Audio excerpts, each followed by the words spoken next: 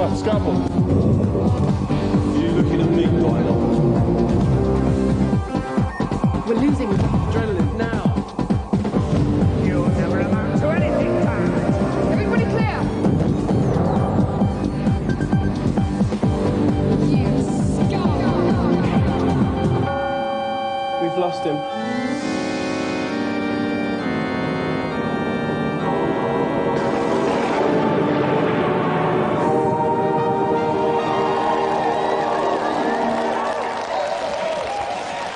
Even angels need to relieve their tension once in a while. And that's why you join us today in heaven at Quentin Tarantino time. For we will be using this fine Virtua Cop contraption throughout today's show. Later on, my own tensions will be being relieved by the appearance of our two special Byker Grove guests, Donna and Vicky Taylor. But now it's tulip time for our event, which we like to call Rosa Rumble. Sega's Virtua Cop has turned out to be easily the best arcade shoot-'em-up since the Falklands War. But as the empty pockets of many a punter will testify, it's as hard as a pit bull terrier wearing a chieftain tank for trousers. For this event, we've shoved in a top arcade champ to show us how it's done. His mission is to quite literally play through the entire game and using only one tiny credit before the end of the show. This most single of credits will give him just 5 lives to sustain him through 3 levels of tooled-up Tarantinos, helpless hostages and bazooka-wielding bosses. Although it may look like a simple case of shoot everything that moves, there's a couple of things to look out for. It's very important to reload your weapon every time you've got the chance.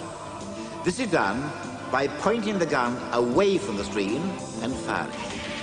The barrel in the bottom right of the screen indicates how many bullets you've got left. Each time a player is hit, they lose 1 of their 5 lives. Lose all 5, and it's game over. And here to play Virtua Cop today is Martin Mathers.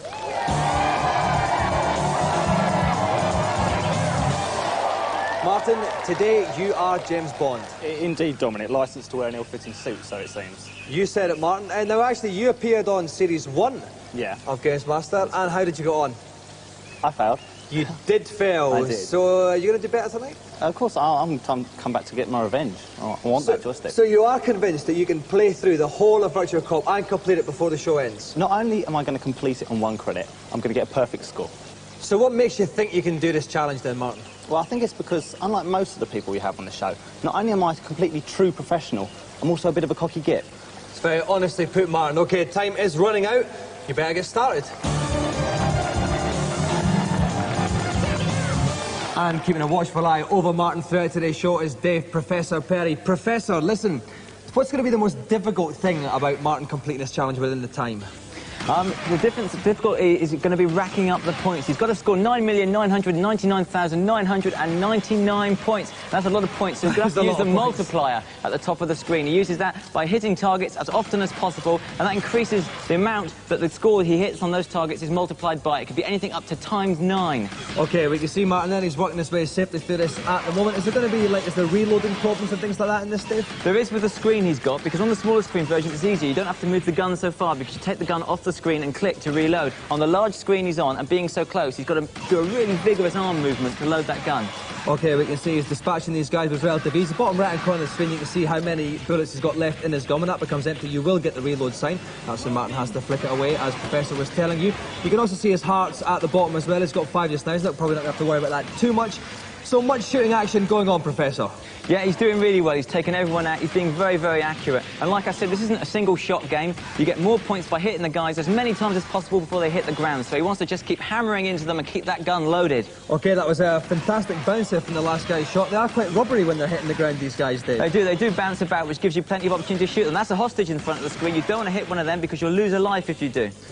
Well, Professor and I are going to keep getting excited about Martin's performance. Personally, we don't want to spoil you, though, so we're going to go over to today's news. Proof that some people haven't heard that 16-bit is dead, is a new gadget that allows you to prove you're the tops of the Mega Drive or the Super NES without leaving your home. Hyperscore grabs your high score at the end of a game and allows you to transmit it to a central scoreboard via a 40p phone call. It's then immediately added to the national high score table for that game. The tables are shown on teletext, or you can call up for your position, and the top monthly players in each league will win some fantastic excuse for a prize. Mortal Kombat 3 is just one of 20 games compatible when Hyperscore is released next month for 30 notes. Indy 500 is the latest in Sega's lineup of top racing arcade games. Using the same Model 2 technology as Daytona and Sega Rally, Indy 500 offers a choice of 3 tracks, 4 viewpoints, multiple players and gameplay that's faster than me sprinting after an attractive lady going downhill on a bike. Before the Earthworm Jim 2 game comes out later on in the year, the wee worm has gone all Hollywoody on us and now has its own cartoon show. The £5 million 13-part series has just started on cable channel TCC and includes characters and stunts straight from the game and some naff songs that thankfully aren't. Here comes Earthworm Jim, you know that he's a mighty one. Oasis it ain't. Groovy! It's CD-ROM of the Week! Hi, my name is Michael Jackson. All right, mate. But they call me the Beer Hunter. They call me that because I drink beer for a living. Really? I thought you were a supermodel. So listen up, ladies. If you explore this Beer Hunter CD-ROM, you'll be able to amaze your friends with your uncanny knowledge of the beer-making process, swap stories about malting, and squabble over the best label design. Hello again, and welcome to the field guide section of this program. You can even ask Mike what his favourite beers are. Just don't mention smoked porter. Smoked porter. This is powerfully smoky. Uh-huh. Really get that smoky aroma. Really? And then as you taste it, there's more smokiness, and it's a slightly smoky, woody-tasting smokiness. Damn! Yes, pleasant. Mike really loves his smoked porter. I once had this beer for breakfast with bagels and lox at a picnic in the middle of an ice field in Alaska. Yeah, sure. Funny he never married. Anyway, over to Mike for some final words for those people unsure whether to buy Toshinden or Beer Hunter. I encourage you to expand your palate for a good beer. Of course, it might take a lifetime. Hey, no rush, mate. Martin Mathers is still with us, still working his way through Virtua Cop. He hasn't blown it yet. Dave, what point have we reached now? Well, he's coming towards the end of the first stage and he hasn't lost a life or even been hit yet. And a little while back he picked up an automatic weapon, so he's got some rapid fire going on. Okay, he's just turning this corner here. He's going to... Oh, darkness is looming. That can only tell you one thing. He's going to come to a boss. Let's have a listen to what he's got to say. Pretty bold, aren't we? I'll take care of you myself. Right, I'm not actually that scared by him, actually, Dave, to tell you the He's truth. not all that scary. He looks a bit silly, and he's got a very square missile launcher, which Martin's now dealing with. The first thing to do is to take out these missiles as they come to you, and then hit the boss, because if you ignore the missiles, they're going to take your lives. Okay, well, he's hammering those missiles with the relative aplomb there. He is the boss's energy levels at the top, as you can see, and he's nearly gone. That's it, he's done the boss. No, he's hasn't. not. Oh, what happened to the boss there? He kind of keeled over for a bit. What's he doing now? No, he's giving up. He's putting his hands up. He's going to disappear. Soft lad. But it's a typical Hollywood ending because he comes back for one last go and Martin's finished him off. Okay, so at the end of level 1 you can see that Martin's got nearly 1.5 million points, still some points short of that 9.99999 million he's got to get, but the next 2 levels are going to be a lot harder and longer, so there's almost a cupboard full of points on offer. Now, the problem is, if we do go on to anything else, there is a possibility Martin might have blown it and won't be here by the time we come back. We're prepared to take that risk because I cannot wait any longer for some hot celebrity-type action. So let's go over to GamesMaster to find out what they'll be playing. What I wanted was a simple but brutal challenge for my next contestants. So I've chosen the popular arcade beat-em-up King of Fighters 95. I've selected the female fighters, as their agility makes them particularly lethal. The winner is the one to take 2 rounds first. Bring on the fighters! Grappling under my watchful gaze today, please welcome from Byker Grove, Vicky Taylor and Donna Ayer.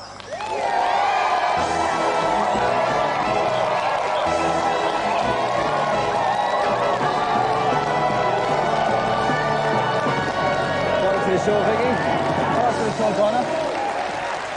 Okay, right, Vicky, first of all, you play Angel in Byker. What do you like about that character?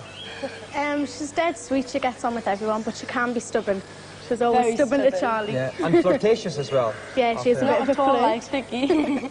Donna, you won Child of the Year once in 1989 or Years something. and years ago. What did you have to do for that? Put a sweet smile on and some So baby clothes. you don't have to do child things, like you don't have to steal from your mother's purse or anything like that, or supply out to fields. No. And so you're both fighting in this game tonight. Have you ever had any fights in real life, like up in Newcastle when you're filming? You ever had a kicking? No.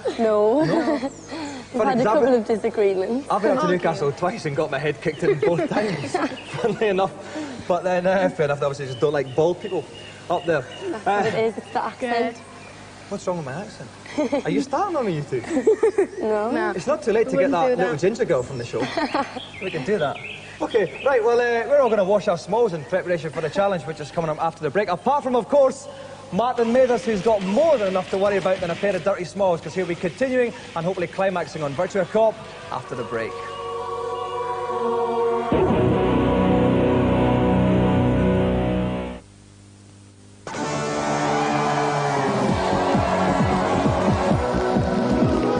Welcome back. Vicky Taylor and Donna from Byker Grove are about to try their luck on King of the Fighters 95 on the Neo Geo.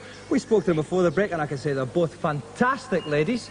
Fantastic bloke action going on still on Virtua Cop. Martin Mathers working his way through it. You all right there, Martin? Fine. Rick Henderson for PC Review is eagerly watching this scrap with me. Rick, tell us some of the strengths and weaknesses of both characters then. Well, Mai Shinui, which is the character that Donna's playing, has got immense popularity and is extraordinarily quick. It's best to get in there quickly. And King, the one dressed in a suit, which Vicky is playing, is actually very, very slow, but is very good at power plays. They've both got a couple of good special moves. Mai has got the flying squirrel dance. Oh, that sounds very good. And King's got the surprise rose. And is that a surprise? It's a bit of a surprise to me, but if they manage to actually pull it off, but there you go. All right, thanks very much, Rick. So it's a best of 3 bout situation. Whoever wins 2 will emerge golden joysticks up. Best of luck, Donna. Best of luck, Vicky. Let's start the fight. Okay, so off we go. Donna's on the left-hand side. She's Mai in the little red bikini thing. And Vicky is King, the lady in the suit. You can see the energy bars at the top of the screen. Quite level at the moment, Rick.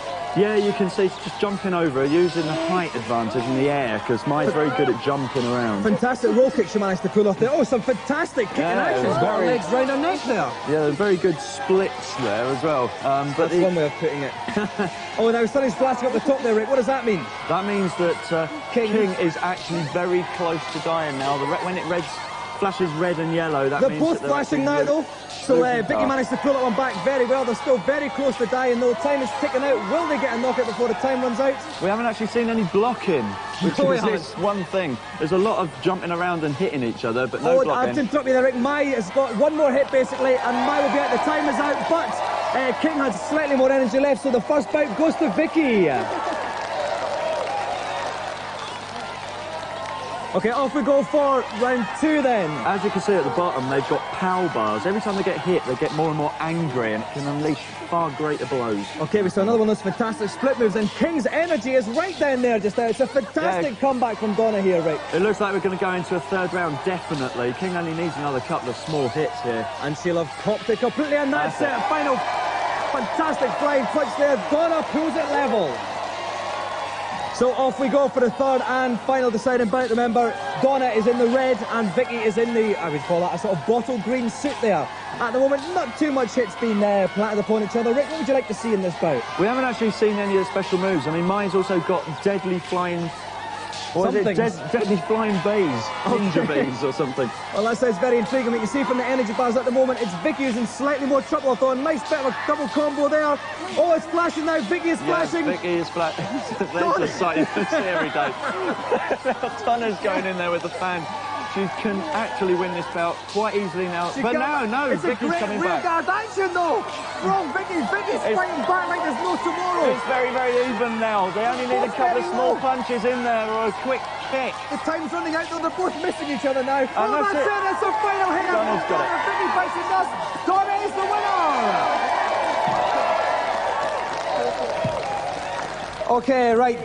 Vicky, you took the first bout, and then it all kind of started to go wrong. What happened? What can I say? Donna's character's far too fast for my character. I mean, when my character does get the punch in, she is quite powerful, but it's just too quick. Yeah, it's the computer's fault anyway. I can't blame. It's too late to blame the computer now. I didn't play any computer games at all, but I'm a fanatic now. I love it. I need to. Well, you were doing some fantastic moves there on Vicky. Oh, yeah. What were they about? She kind of moved towards her, grabbed her with her legs and flung her over. Like, hiya, and all of that. It was a visual treat for all of us concerned.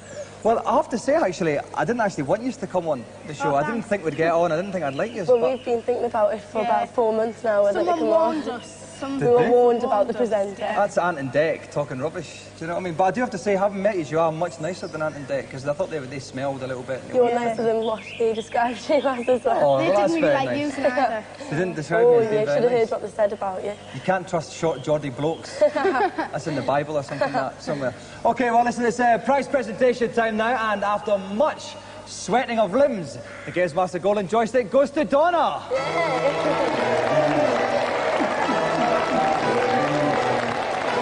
So that's another round of applause for our two special guests, Vicky Taylor and Donna here. Well, I'd love to spend all day with these girls. They are fantastic, but I am a man. I have a job to do, and it's time now to check on Martin's progress on Virtua Cop. So, Dave, how's he getting on? Well done. On level 1, Martin may have had it all his own way, but he's finding it a completely different kettle of fish on level 2, with the body count and hostages turned way up. He's managed to keep his cool and his multiplier on 9. So we're going to have a look at some particularly hot replays of our wannabe Bond in action. As you can see from this piece of action, it's complete mayhem out there. There are hostages running about everywhere. He's got to be very careful not to hit them or he's going to lose a life. He took that pylon out deliberately not to hit the man running across the screen. This is a particularly nice piece of action, a favourite of mine. You'll see all the bad guys are targeted. Now, they're easy to hit, but what Martin does, he spots the guy in the background. You'll see him to the left now, and he takes him out. He wasn't targeted, but he scores an extra life for that. Good shooting.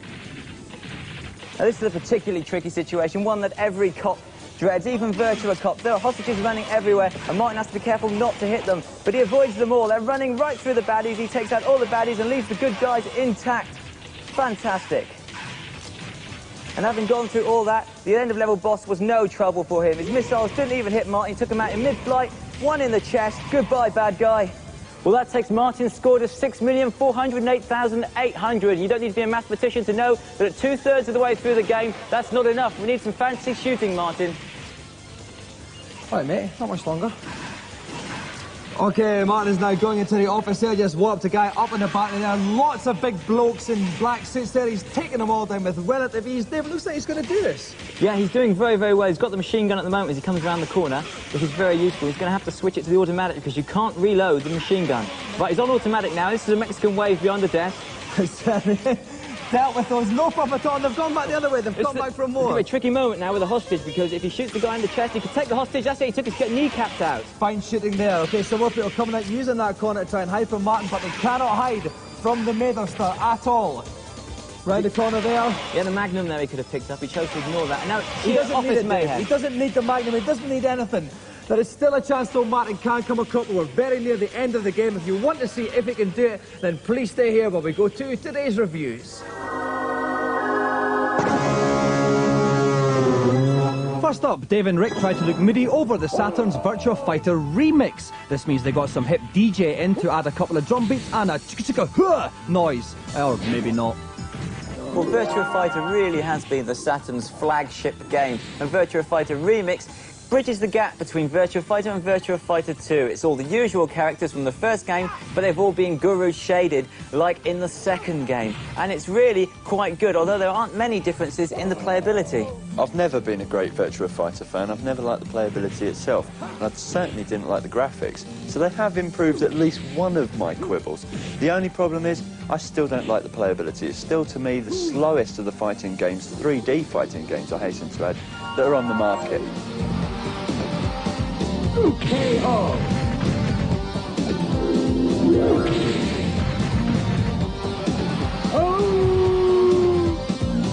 Next up, top arcade racing action ahoy on the PC with Screamer. And being a Virgin game, expect some crazy controversial ad campaign to follow. Screamer finally brings console racing action to the home computer. Basically, this is Ridge Racer for the PC, combining glorious graphics and impressive speed. In fact, this is probably the best racing game I've seen on this format. It is certainly the best arcade racing game on this format, but that's what's inherently wrong about driving games on the PC. The PC owner is a more discerning person. They need more. They can't have the absolute speed that a console version of the same type of game would have. For me, this game had it all. It had arcade action, nice tracks, good rivals, 8-player playability, everything I wanted on a PC.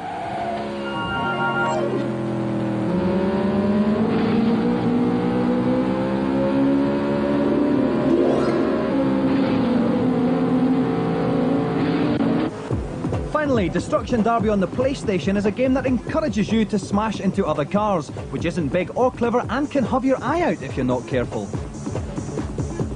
It looks like Ridge Racer. It's got fantastic graphics, especially when your car gets battered around by the opposition. Certainly in Destruction Derby mode, where you're centred in the middle of an entire arena and cars just pummel you into the sides. The only problem is, it's got no playability. Yeah, I think the problem with Destruction Derby is perhaps they've tried to make it a little bit too realistic. They've taken all the fun out of it. It is just like driving a real car. When you do damage, you see damage on the car, you see damage on the other cars. There's no guns in it, though. There's no fantasy. You want a bit of fantasy in your games playing.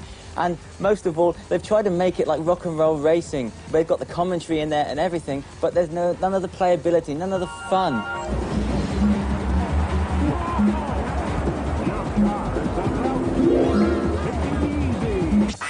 This week's demo for PC blokes and ladies is the allegedly simple but addictive puzzle game Zoop.